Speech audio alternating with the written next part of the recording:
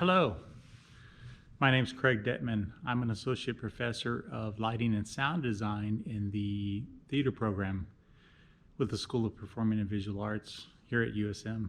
I want to welcome you to Follow the Light. This is my project for Revelry, and I'm excited to present it to you tonight.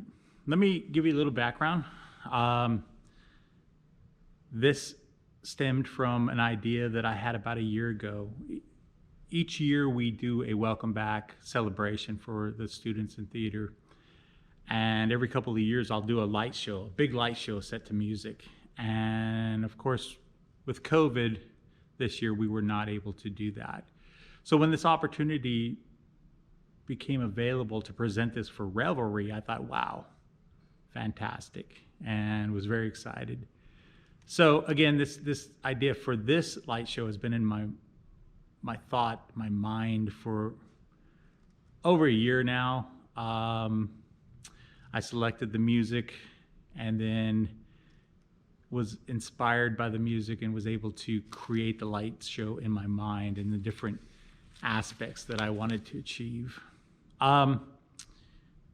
Let me talk about what you're going to see here. It's set to the music from Dream Theater, and no, I didn't select them because they had the word theater in them, in the name, but they are a progressive metal band, and they're an incredibly talented band with very, very difficult music. And this allowed me to challenge myself in terms of lighting cues. I use their music a lot for my light shows because it is so complicated and it allows for that challenge. So, the band Dream Theater. It's an album called Scenes from a Memory, and this is a conceptual album that they did, and it has different chapters in it, if you will. It's a story. But let me back up. The beginning is a reading from an author named Paulo Coelho, who has written several fantastic books. This is from a series of essays that he has combined and published, and it's from The Warrior of Light, and in fact the piece is called The Warrior of Light. I had hoped to have my father record this over the break, the winter holidays, but unfortunately he passed away in December, and I was unable to have him record that. So I've recorded it myself with a little bit of a British accent. There's a story behind that. That is followed by two pieces by Dream Theater from the album Scenes from a Memory. The first one is called Scene 1, Regression.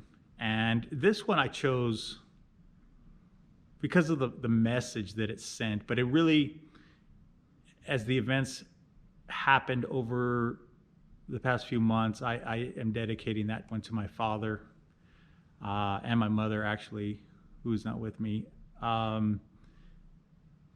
It talks a lot about finding the light and finding peace in light, and I hope that they have, and I know they have found the peace and followed the light, if you will. They're safe in the light now. The second part of it is Scene 6 from the album. It's called Home, and it really is a totally different message.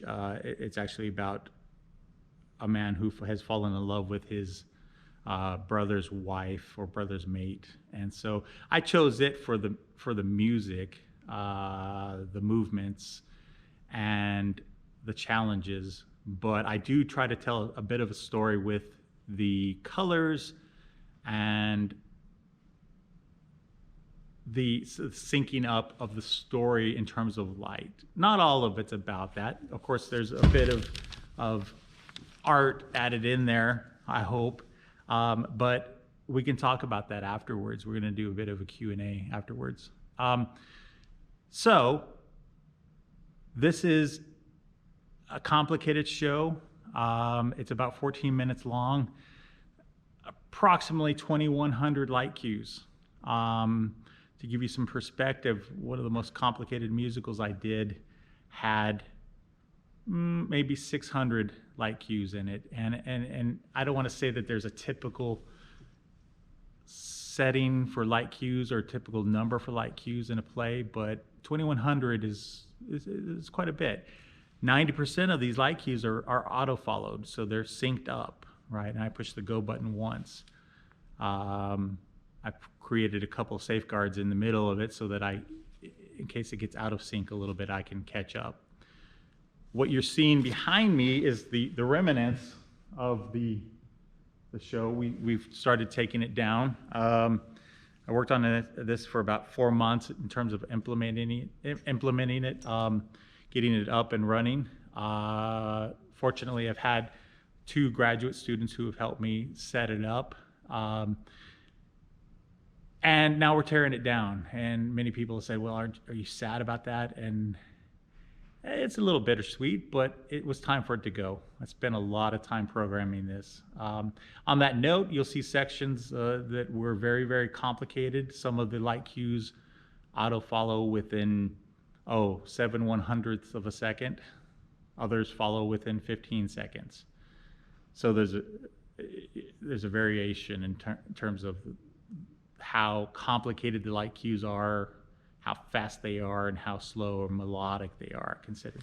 It's a lot like choreographing a dance piece. I've never choreographed a dance piece, but I certainly have worked a lot with dance and talked a lot with choreographers. So we laid out about 3,000, maybe 4,000 feet of cable in this. As you'll see, there's a lot of equipment on the floor of the theater. It ranges from what's called a clay packy Sharpie, which is a very sophisticated moving light, and it goes to a static, what's called an ellipsoidal reflector spotlight, which is a typical theatrical lighting instrument that I have morphed into a concert lighting instrument, if you will. It's taken a little bit of abuse. There's about 200 to 250 lights in the show, and they all work in conjunction with each other. So had a lot of fun setting it up, having fun taking it down, had a lot of fun programming it. You'll see sections that may be 30 seconds long that took 8 hours to program. It was that complicated, but it was a challenge. And it was a lot of fun, and I'm excited to be presenting it to you tonight. I hope you will enjoy Follow the Light. Stick around, we'll have a Q&A afterwards, and I can talk about anything you want to in terms of the production and what went into it and my thoughts about it, and yeah, enjoy it. We'll see you soon.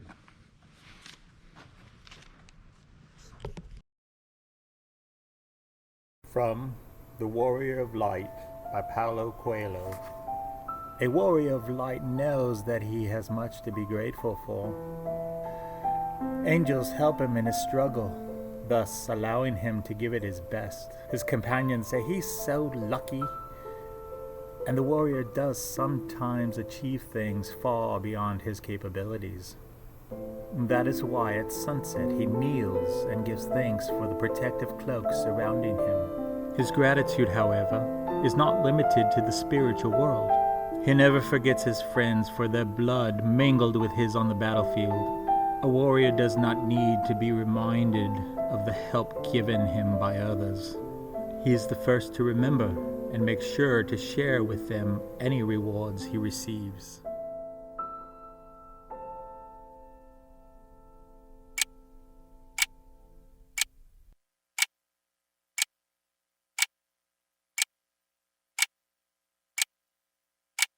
Close your eyes and begin to relax.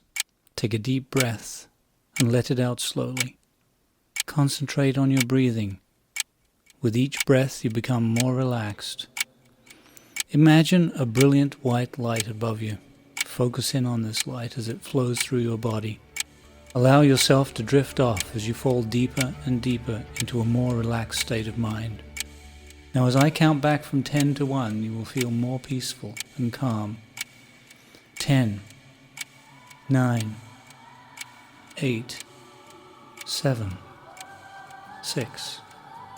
You will enter a safe place where nothing can harm you. 5, 4, 3, 2. If at any time you need to come back, all you must do is open your eyes.